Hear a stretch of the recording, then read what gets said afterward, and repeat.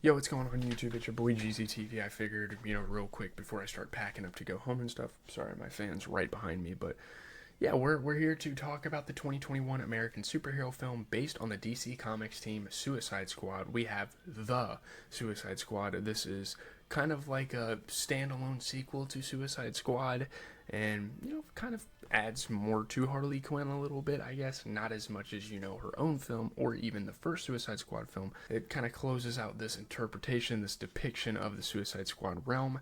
We have the same sort of premise. You get some criminals together. We'll get into that in a second. You get more characters from the DC universe, better goals, and more action. You also get a couple more A-listers like John Cena and Idris Elba along the way, so that's cool too.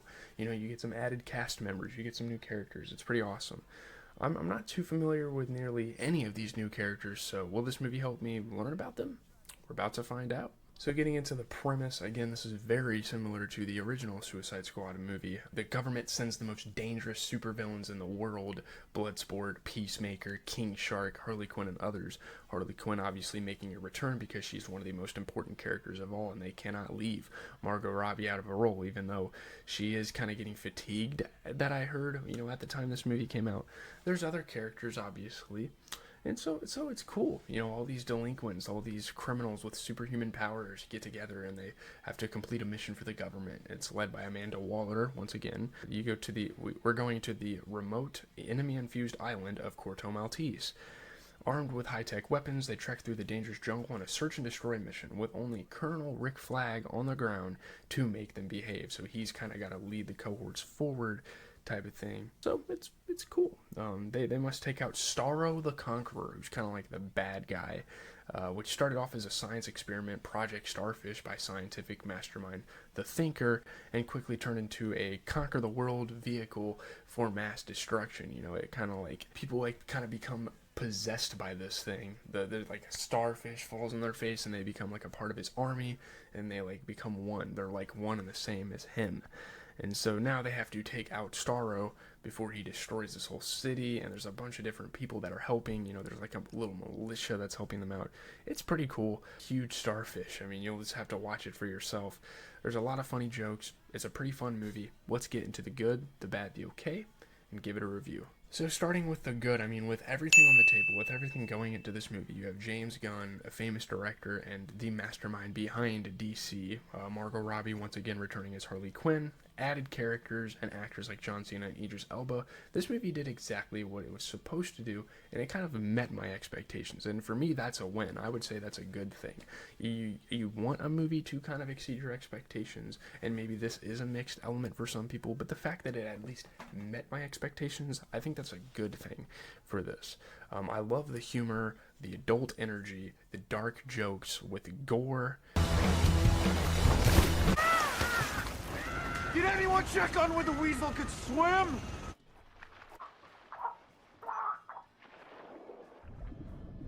That are kind of thrown into this. I like that they kind of ramped up the rating. Instead of having this PG-13, let's hold back on our F-bombs type of thing and just throw blood everywhere, have dark jokes, make dirty jokes. It's cool. I think that's a good change of pace for this franchise, because that's something that people were wanting. The Suicide Squad, they're a very white trash, especially Harley Quinn.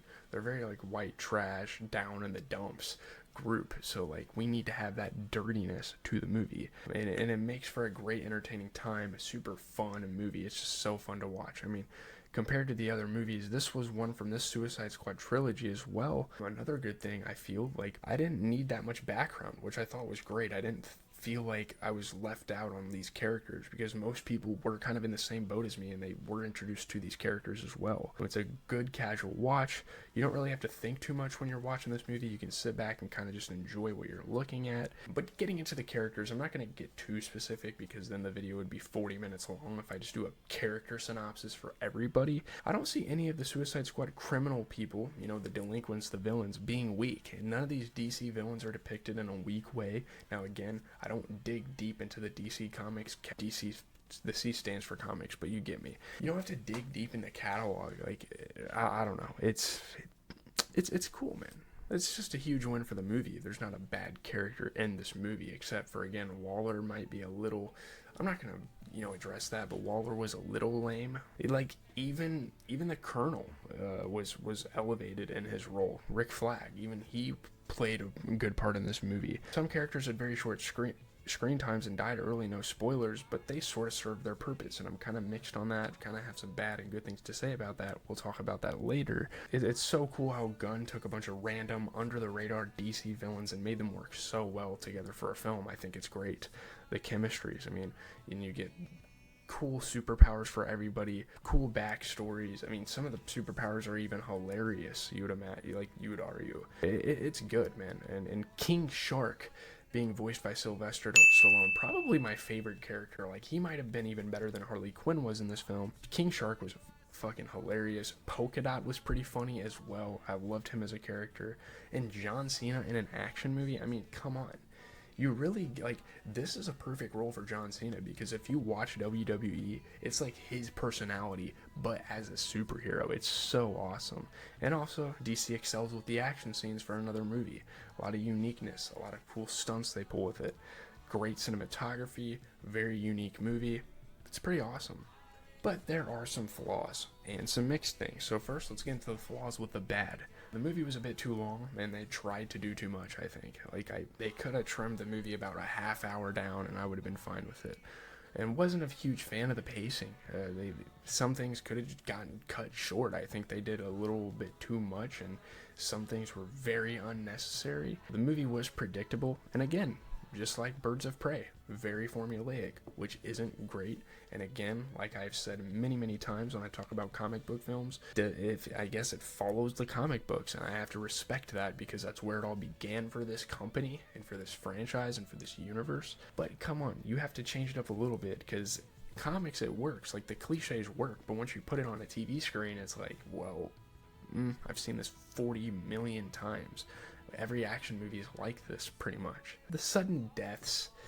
Yeah, James Gunn, I'm talking to you, the Marvel Heartbreaker, the guy that's killed people off suddenly for no damn reason. It's doing a little too much. I know it's cool, these are side characters, or they're not that important to the main plot at the end of the day, and the plot still works out, but they get killed off in the first 5 minutes. I didn't really understand the concept of introducing these minor characters, like the one played by Pete Davidson, just to kill them off 2 minutes later. That's just kind of strange to me. It's a little funny, it definitely has comical elements, but in terms of making a good movie, this is just not what you want. Let's get into the okay. So getting into the okay, talking about Harley Quinn. I loved Harley Quinn's moments in this movie, and certainly she had some good scenes. There's a bit of a change of pace for her character, which was interesting. For even as unorthodox as she is, there was some change of heart for her, but she should have been involved in the movie a lot more, and I wasn't a huge fan of her utilization in this movie.